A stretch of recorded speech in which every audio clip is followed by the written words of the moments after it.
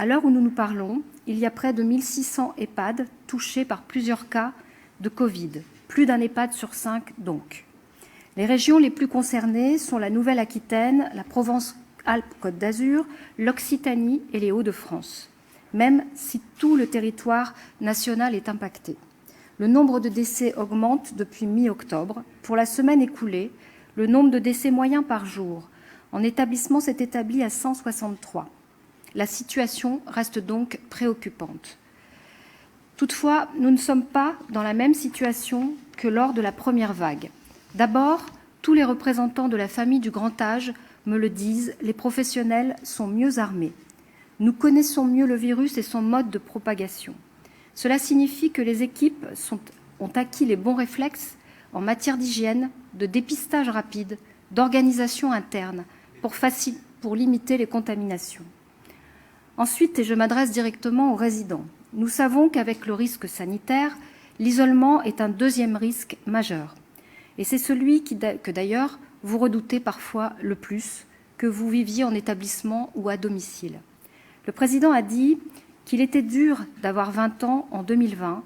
Je me permets d'ajouter qu'il est également dur d'avoir 4 fois 20 ans en 2020.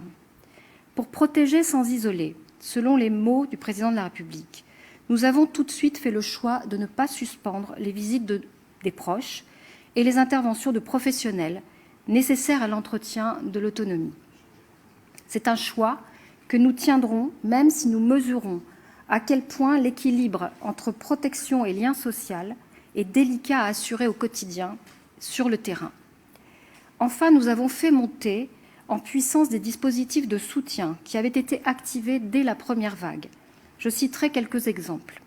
Je pense au soutien sanitaire, avec la mise en place d'astreintes téléphoniques, de médecins spécialisés, pour que les équipes d'EHPAD ne soient pas laissées seules, à l'intervention facilitée des professionnels libéraux également, de l'hospitalisation à domicile ou encore d'équipes mobiles d'hygiène et de gériatrie. Je pense aussi au soutien en matière de ressources humaines, qui est le sujet de préoccupation majeure des établissements, car les équipes sont fatiguées, bien souvent. Il n'y a pas de solution magique, mais nous activons tous les leviers pour répondre aux besoins, notamment la mobilisation des étudiants en santé volontaires, celle de Pôle emploi, qui a lancé à notre demande une grande campagne de recrutement pour les EHPAD qui en ont besoin partout en France, celle des professionnels volontaires qui se sont inscrits sur la plateforme créée par le ministère des Solidarités et de la Santé. Le nombre de volontaires a triplé en quelques semaines. Je vous adresse un remerciement d'ailleurs chaleureux pour cet engagement. Je ne peux qu'inciter tous les professionnels à amplifier ce mouvement afin de multiplier les chances de répondre aux besoins cruciaux partout sur le territoire.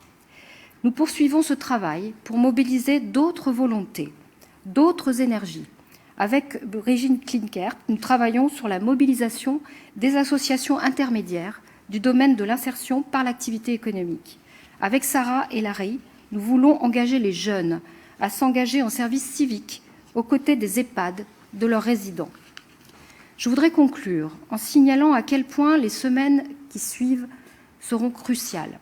Je le répète, tout se joue maintenant pour que la deuxième vague dans les EHPAD ne ressemble pas à la première.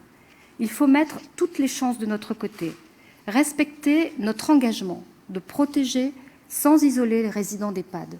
Cela signifie que chacune et chacun doit respecter de façon extrêmement scrupuleuse les gestes barrières, lavage des mains, port du masque en toutes circonstances.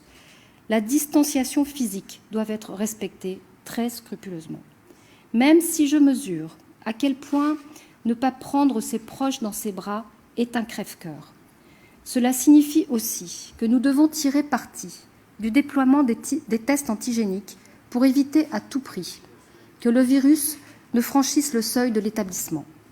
Avec Olivier Véran, nous allons transmettre ce soir une nouvelle recommandation qui sera applicable pour les semaines à venir jusqu'à ce que la situation s'améliore.